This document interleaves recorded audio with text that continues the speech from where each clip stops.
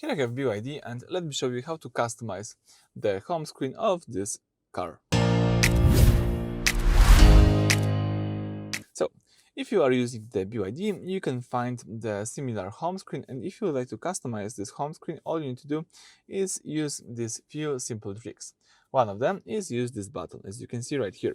If you tap this button, you've got access to the following themes. This is the whole gallery of your themes. You've got here also access to the wallpaper. So as you can see, you can change the wallpaper. So for example, in my case, let me just customize the theme. Let me choose this one, the second one. Let's tap apply. As you can see, you've got new theme applied.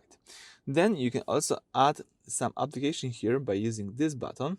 For example, here you can choose disable auto start. You can also remove it, or for example, you can add here the Apple CarPlay.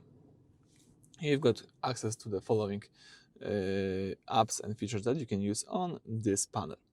What's also really interesting, let me just disable this, you can customize this panel at the bottom. If you tap the home screen here for a longer time, you can adjust the following icons. For example, you can add here the screen off feature. It's quite useful. Let me, for example, disable the ventilation and add the screen off. So now you've got this screen off feature.